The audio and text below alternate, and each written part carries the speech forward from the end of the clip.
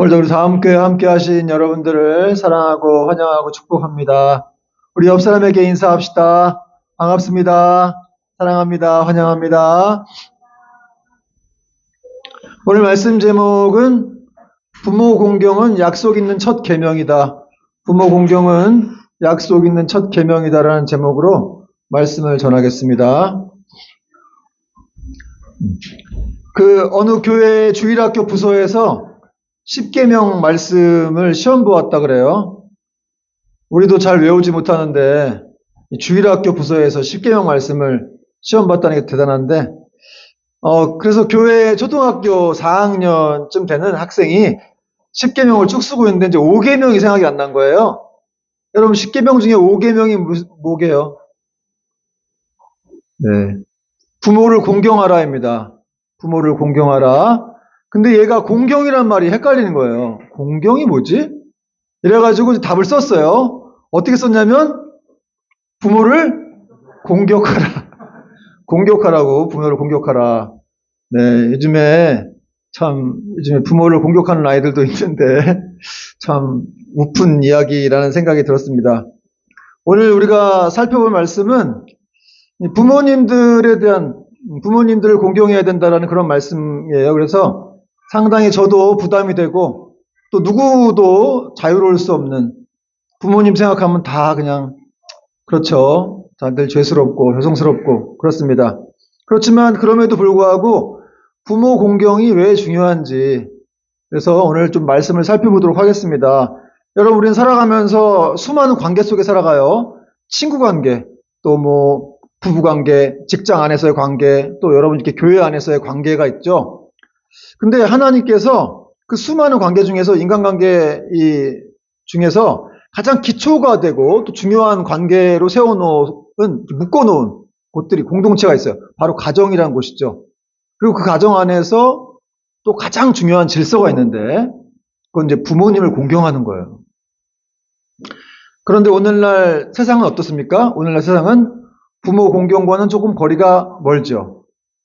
부모님을 좀 무시하기도 하고 하찮게 여기기도 하고, 또 권위가 다 사라진 그런 시대입니다. 부모님뿐만 아니라 선생님에 대한 권위도 사라졌고, 그래서 오직 나의 감정만이 중요한 그런 시대가 됐어요.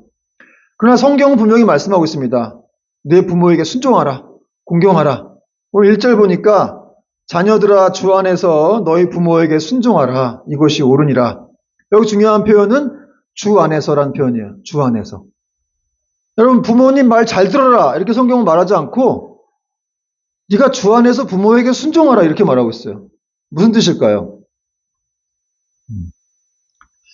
이 부모에게 순종하는 문제가 단순한 어떤 가족 윤리가 아니라 하나님에 대한 태도라는 거예요. 하나님을 향한 마음. 그래서 부모에게 잘 순종하는 사람은 또 하나님께도 순종할 수 있고, 부모에게 함부로 하는 사람은 하나님께도 함부로 한다. 왜냐하면 하나님께서는 가정을 통해서 권위와 사랑과 질서를 배우게 하셨기 때문이에요. 그래서 거기서 못 배우면, 거기서 부모에게 대들게 되면 하나님께도 안 된다는 거예요. 그런데 문제는 뭐냐? 문제는 우리 인간이 순종을 잘 못한다는 것이죠. 본능적으로, 본성적으로 우리는 순종을 잘 못합니다. 그래서 어릴 때부터 우리는 이런 마음이 있어요. 아니, 왜 내 맘대로 못하게 하는 거야? 왜 내 인생을 간섭하는 거야? 응? 왜 이걸 내가 해야 돼? 이런 식으로 반항을 합니다. 이것이 우리의 죄성이에요. 여러분, 아담과 하와도 이제 하나님의 권위를 거부했죠. 선악과를 먹지 말라고 했는데 그 말씀에 대한 권위를 어기고 선악과를 따먹었어요. 불순종이에요, 한마디로. 그래서 여러분, 부모에게 순종한다라고 하는 건 사실 단순히 착한 행동 정도를 하는 게 아니라 내 안의 교만을 내려놓는 그런 영적인 훈련이 되는 겁니다. 근데 어떤 사람들은 이렇게 또 말하기도 할 거예요. 우리 부모님은 나를 너무 괴롭혔어요. 나를 너무 힘들게 했어요. 내 인생에 너무 상처를 줬어요. 우리 부모님은 너무 부족해요. 맞습니다. 여러분, 부모님은 완벽하지 않죠. 부모님도 부족합니다. 부모님도 죄인이고, 그러나 성경은 부모가 완벽하다고 말하지 않지만 그럼에도 불구하고 하나님은 부모에게 순종하라고 말하고 있는데 왜냐하면 이 부모의 완벽함 때문이 아니라 그것이 하나님이 세우신 질서라는 거예요. 그 질서 안에서 네가 순종해야 된다. 그래서 1절에 주 안에서 순종하라, 부모에게 순종하라. 이것이 어떻게 뭐라 그랬어요? 옳으니라. 옳다는 거예요. 이 헬라어적 원어 뜻은 하나님의 뜻과 법칙이라는 거예요. 이게 여러분 세상에도 천륜. 부모와 자녀 간의 관계를 뭐 천륜이라고 그러는데 그건 어길 수 없는 거죠. 그렇듯이 이 자녀가 부모에게 순종하는 건 하나님의 뜻으로서 법칙으로서 어길 수 없다는 거예요. 근데 여러분 물론 부모님이 이상한 죄를 짓게 한다든지 또 막 예수님 못 믿게 한다든지 교회 못 가게 한다든지 막 학대한다든지 이럴 때는 그런 죄까지 따라가야 되는 의무가 있는 건 아닙니다. 그래서 이제 주 안에서 순종하라고 했다는 거죠. 주님 안에서 그걸 판단하라는 거야. 그러나 아무리 부족한 부모라 할지라도 존경과 공경의 태도를 잃지 않는 건 매우 중요하다. 또 2절에 보니까 네 아버지와 어머니를 공경하라. 이것은 약속이 있는 첫 계명이다. 오늘 말씀 제목이 부모 공경은 약속이 있는 첫 계명이다. 여러분 첫 계명이라고 그랬어요. 여기 이제 공경, 내 어머니와 아버지를 공경하라 그랬는데 공경이란 말의 원어적인 뜻은 귀하게 여기다. 무게 있게 여기다 이런 뜻입니다. 한마디로 네 부모를 하찮게 가볍게 여기지 말라는 거예요. 잠언 23장 22절에도 너를 낳은 아비에게 청종하고 네 늙은 어미를 경히 여기지 말라. 우리 와이프가 최경인데 그 경희가 아니라 죄송해요. 쓸데없는 농담을 해가지고 내 어미를 경히 여기지 말라. 가볍게 여기지 말라는 거예요. 내 어머니를 무시하지 말라는 거예요. 늙었다고 무시하지 말라는 거예요. 그런데 오늘날 이 시대의 문제는 부모를 너무 가볍게 여기고 하찮게 여긴다는 거예요. 그래가지고 필요할 때만 뭐 전화도 잘 안 하고 이제 필요할 때만 전화하기도 하고 그래서 이제 뭐 그렇게 찾아가 보기도 하고 근데 사실 이렇게 부모를 거역하기도 하는데 사실 이런 부모를 거역하고 사랑하지 않는 모습은 사도 바울이 말한 말세의 특징이기도 합니다. 말세의 특징. 디모데후서 3장 1절 2절 보니까 너는 이것을 알라. 말세에 고통하는 때가 이르러 사람들이 자기를 사랑하며 돈을 사랑하며 자랑하며 교만하며 비방하며 부모를 거역하며 감사하지 아니하며 거룩하지 아니하며 또 이제 뭐 쾌락 사랑하기를 하나님 사랑하는 거 더하다 뭐 이런 말씀들이 나오죠. 이게 말세의 특징이라는 거예요. 말세가 뭐죠, 여러분? 세상의 끝말이라는 거예요. 끝. 2000년 전부터 지금까지 말세였어요. 주님이 언제 오실지 모르기 때문에 그 안에 다 말세인 거예요. 세상이 끝날 즈음에는 사람들이 이렇게 다 자기를 사랑하고 돈을 사랑하고 부모를 거역한다는 거예요. 감사하지 않는다는 거예요. 그렇습니다. 오늘날 이 시대는 감사하기보다 자기 권리를 먼저 말하는 시대예요. 그래서 요즘 자녀들은 이렇게 말하죠. 부모의 은혜에 감사하기보다는 부모가 당연히 해줘야 되는 거 아니냐. 아빠 엄마가 나한테 해준 게 뭐가 있어. 왜 나를 완벽하게 키우지 못했어. 왜 나를 몰라줘. 이런 식으로 얘기합니다. 제가 최근에 이제 영상을 봤는데 유튜브 영상 봤더니 거기 한 40세 초반쯤 된 남자인데 한 7년 전부터 아버지 집에 와서 이렇게 살고 있는 거였어요. 근데 결혼도 했어요. 근데 이제 아버지가 공무원이셨는데 은퇴하시고 이제 뭐 퇴직금 받은 거 가지고 자기 아파트 조그만 거 구하고 거기서 담보로 대출 받아가지고 1억 5천을 대출 받아서 전세금으로 이제 아들 집을 구해줬더라고요. 그래서 아들이 있는데 그 집에 있는데도 불구하고 그걸 놔두고 들어온 거예요. 7년 전에. 그래서 근데 또 놀라운 건 뭐냐면 그 아버지가 그 아들의 이제 뭔가 이렇게 일을 벌였나 봐요. 그리고 거기에 대한 대출금, 뭐 이자까지 해갖고 연금이 한 350만 원인가 60만 원 나오시는데 240, 50을 다 아들의 대출금과 이자로 내고 있는 그런 상황이었습니다. 그러니까 막 아버지 엄마가 미칠라 그래요. 근데 너 뭐 때문에 이렇게 집에 들어온 거야? 부모 집에. 그래서 말을 안 해, 7년 동안. 근데도 그냥 품고 살아요, 아버지 엄마가.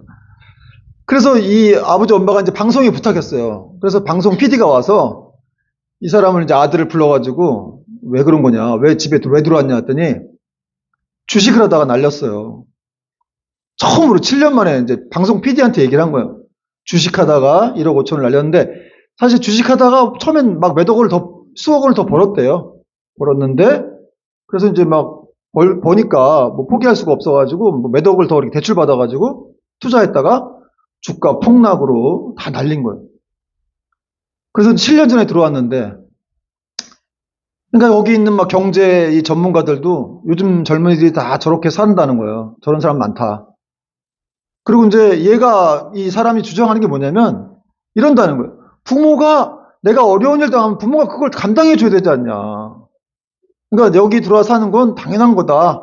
부모가 감당해 줘야 되는 거 아니냐. 부모라면 이런 자기 권리를 주장하고 있다는 것이죠.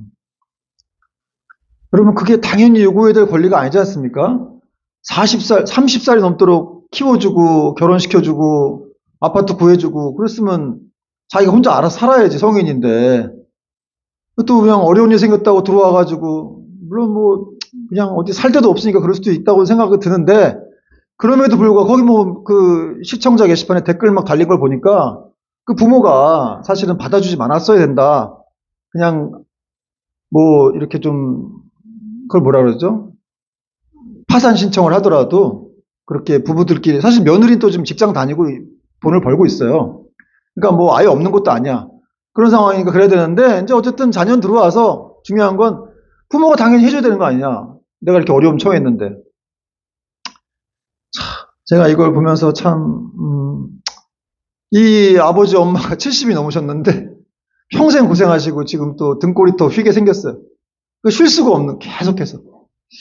참 너무 안타까운 현실이다. 여러분, 그 레위기 19장 3절에는 이런 말씀이 있어요. 너희 각 사람은 부모를 경외하고 나의 안식일을 지키라. 나는 너희 하나님 여호와니라. 여러분, 경외한다는 말을 누구한테 쓰는 거예요? 하나님을 경외하라 하잖아요. 그래서 하나님께 경외한다는 말을 쓰는데 여기 부모에게 경외하라는 말을 쓴 거예요. 공경 정도가 아니라 여기만 유일하게 쓰여 있어요. 부모를 경외하라. 그런데 그런 부모에 대해서 이렇게 그냥 함부로 막 하거나 늙었다고 무시하거나 이래서는 안 된다는 거예요. 하나님이 얼마나 부모들을 이렇게 그 권리에 대해서 이렇게 어떤 법적인 제도로 세워놓으셨는지 그게 중요한지를 오늘 말씀하고 있는 거예요. 여러분 우리 부모님들은 어떤 분들입니까? 생각해보면 정말 우리를 위해서 뭐 어떤 뭐 희생을 다 치르신 분 아니에요? 여러분 기억도 잘 안 나죠? 어릴 때 우리가 어떤 사실 뭐 저도 자녀를 키워보니까 자녀들이 아플 때마다 다 우리도 뭐 힘들어하고 엄마 같은 경우는 잠도 같이 못 자고 막 그랬는데 우리 부모들도 그랬을 것 같더라고요. 저도 잘 기억은 안 나지만 분명히 그렇게 우리를 사랑하고 희생 다 치르고 뭐 저도 아버지가 밉기도 하고 막 그랬는데 그럼에도 불구하고 나이를 먹고 보니까 아버지도 그런 마음이셨겠구나 하는 생각이 막 들더라고요. 얼마나 희생을 치루었는지. 근데 그걸 우리를 자녀들은 그걸 모른다는 거죠. 모르고 그냥 지금의 내 자녀만 우상이 돼 있어요. 사실은 우리 부모님들은 뒷전이고 그게 내 사랑이기도 하지만 사실은 하나님 입장에서 잘못된 거예요. 자녀가 먼저가 아니라 사실은 부모가 먼저야 되는 거예요. 자녀를 공경하라는 말은 없어요. 자녀를 사랑해야 되지 걔네들을 공경하는 건 아니에요. 근데 모든 부모들은 다 자녀가 우상이야. 그래서 자녀가 가장 먼저 앞서고 부모들보다도 어떤 청년이 이게 실제 일인지 아닌지 모르겠는데 어떤 청년이 회사 면접을 갔대요. 근데 그 회장님이 직접 면접 장소에 나와가지고 자네는 자네 어머니, 부모님을 위해서 부모님의 발을 씻겨본 적이 있는가? 이런 질문을 하더라는 거예요. 그래갖고 이 청년이 너무 이제 한 방 맞은 것 같은 질문을 들은 거죠.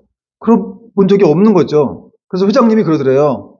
자, 청년 오늘 가서 어머님 발 씻겨드리고 부모님 발 씻겨드리고 내일 다시 와라. 그랬더니 이 청년이 이제 집에 가가지고 어머니의 세숫대야를 떠다 놓고 어머니의 발을 이렇게 씻기고 있는데 깜짝 놀랐다는 거예요. 어머니의 발바닥이 완전히 돌덩이 같이 아주 그냥 딱딱하게 이렇게 막 굳은 쌀이 배겨 있고 그쪽이 막 갈라진 거예요, 발이.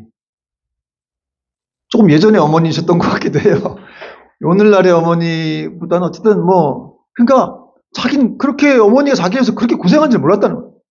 내가 편한 옷 입고 다니고 잘 먹고 다닐 동안 엄마가 이렇게 달리셨구나.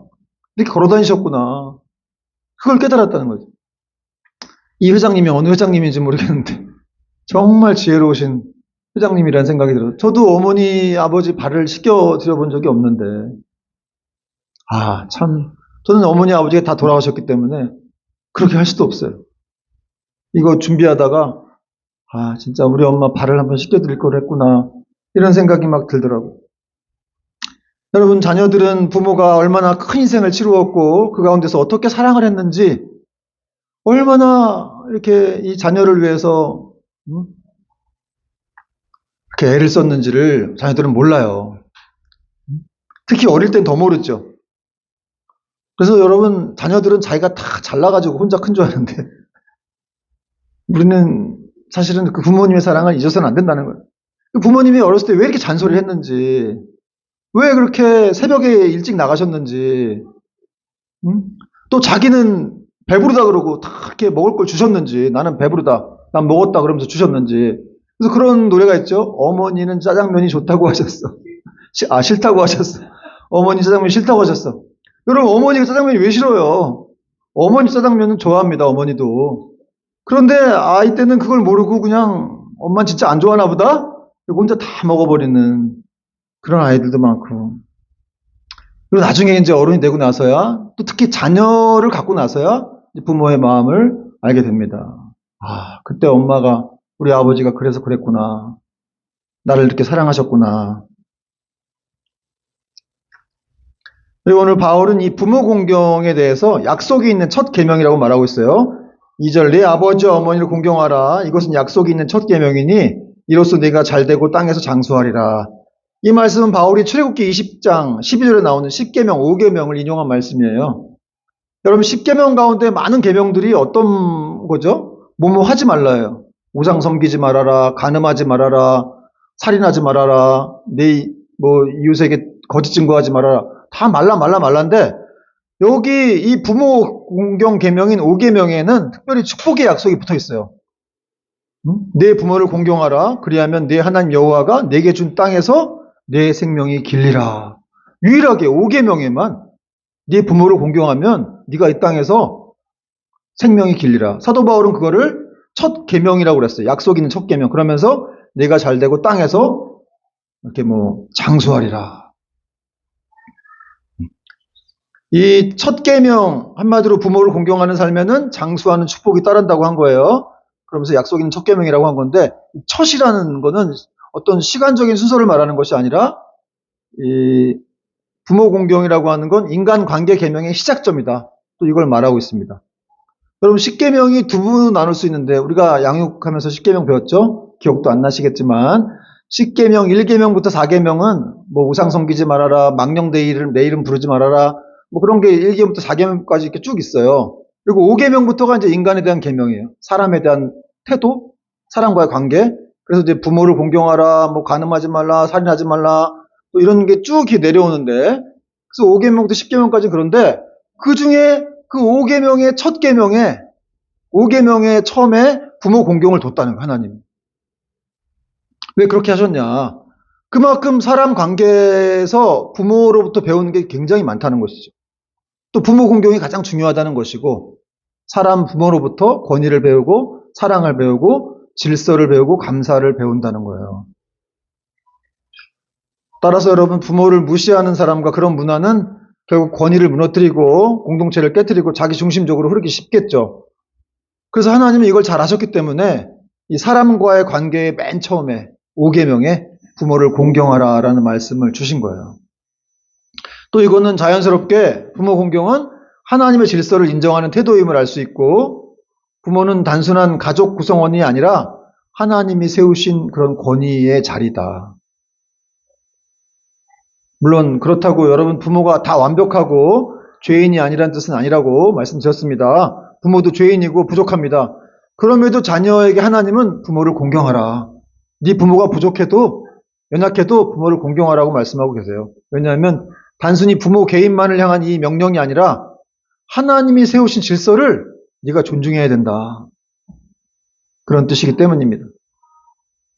그래서 부모를 정말 공경하는 사람은 타인도 진정으로 사랑하고 공경할 수가 있죠. 또 감사할 줄 알고 겸손할 줄 알고 세상의 권위도 인정할 수 있는 거예요. 그래서 어떻게 보면 가정교육이 너무 중요하다 이런 말을 하지 않습니까? 가정교육. 반대로 부모를 업신여기거나 못 배우게 되면 하나님도 무시하고 사람도 사랑하지 않고 사람한테도 막 막대하는 거예요. 또 오늘 부모 공경에는 어떤 축복, 특별한 약속이 주어진다고 했는데 뭐셨습니까? 내가 잘되고 땅에서 장수하리라는 약속입니다. 여러분 장수하고 싶으시죠? 오래 살고 싶으시죠? 부모님 공경하면은 여러분 이 잘되고 장수한다라는 말은 뭐 이 땅에서 잘되고 성공한다는 뜻도 되지만 더 중요한 뜻이 있어요. 삶 전체에 하나님의 은혜와 평강과 이런 질서가 임한다는 거예요. 그 가정이 임한다는 거예요. 그래서 부모를 공경하게 되면은 가정이 건강하게 되고 또 인간관계를 바르게 맺을 수가 있고 원망보다는 감사하는 삶으로 이끌게 되고 한마디로 모든 사람들을 모든 구성원들을 더 건강하게 영육간에 건강하고 또 바른 길로 이끄는 그런 가족이 된다는 것이죠. 그런 가문이 된다는 거예요. 여러분 하나님 말씀에 대한 순종으로 일단 부모 공경이라는 말씀 그 하나만으로도 이렇게 가정 자체가 다 달라진다는 거예요. 그리고 자녀들은 그걸 배우겠죠. 우리가 부모에게 공경하고 사랑할 때 자녀들은 다 그걸 보고 배웁니다. 그러니까 그런 가정에서는 누가 나오겠어요? 정말 축복된 자손들이 나올 수밖에 없는 거예요. 여러분 그런 대표적인 집안이 있어요. 하나님 말씀을 잘 지켜서 축복받은 집안이 누구냐면 18세기 미국의 청교도 신학자 겸 목사인 조나단 에드워즈라는 분이 계세요. 아주 미국의 유명한 청교도 신학자인데 뭐 신학계에서는 이 사람을 아주 굉장히 높이 평가하고 있는데 너무너무 가난하게 사셨고 자녀가 15명인가 그랬는데 그 당시에는 굉장히 힘들고 가난했어요. 근데 이 조나단 에드워즈의 자기 집 가훈이 있어요. 가훈. 자기 집에서 가장 가정에서 최우선으로 여긴 건 뭐였냐면 하나님 말씀에 순종하는 그런 경건한 신앙인, 그런 경건한 신앙 교육을 시킨 것이죠. 그래서 이 조나단 에드워즈는 너무 먹을 게 없어갖고 심지어는 자기 책까지 서재에 있는 책까지 팔 정도로 그렇게 해서 먹고 살았는데 그럴 정도였지만 그 나중 후손들이 다 이렇게 복을 받는 그런 은혜가 있었습니다. 조나단 에드워즈가 죽고 난 후 150년 후에 이 조나단 에드워즈의 후손 1,400명을 조사했어요. 그 결과 부통령이 한 명 나왔습니다. 이 에런 버르라는 사람이 부통령인데 찾아보세요. 부통령 한 명이 나왔고 대학 총장이 13명, 교수가 65명, 의사가 60명, 성직자와 선교사가 100명, 판사가 30명, 변호사 100명, 공직자 80명, 작가가 60명, 군 장교가 75명.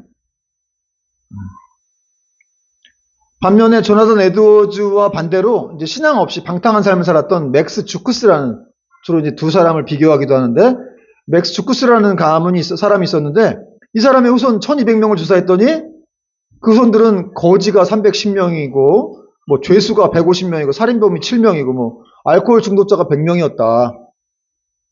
한마디로 이렇게 방탕한 삶을 살았던 이 가문은 비극적인 결말을 맞이한 거예요. 처럼 하나님 말씀에 순종해서 살아가는 그러니까 결국 조나단 에드워즈와 그의 부인 사라 에드워즈가 말씀에 순종하여 경건한 신앙 교육을 세웠더니 이런 자손 대도로의 축복이 있었죠. 제가 이 예화가 맞는지 우리 AI 형님에게 물어봤어요. 챗 GPT에게 물어봤더니 이렇게 대답을 하더라고요. 1900년경에 실제로 미국의 교육자 A. 윈십이라는 사람이 이 통계 조사를 했대요. 조나단 에드워즈에 대해서. 그러면서 뭐라고 얘기했냐면 다소 숫자상 과장되는 측면은 있지만 당시 조나단 에드워즈와 그의 부인 사라 에드워즈가 교육적이고 경건한 가정을 이루었기 때문에 실제로 그 후손들 가운데 미국 사회에 영향을 준 인물들이 많이 나온 건 사실이다. 이렇게 얘기를 했어요.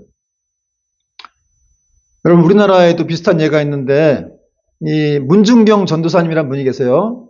1950년대에 계셨던 분인데 전남 신안군 일대 섬들을 다 다니면서 전도해가지고 복음화를 시킨 아주 위대한 전도사님, 여자 전도사님이신데 그분의 복음 증거로 이 전남 신안군 일대가 다 90% 정도가 다 기독교화 됐다고 합니다.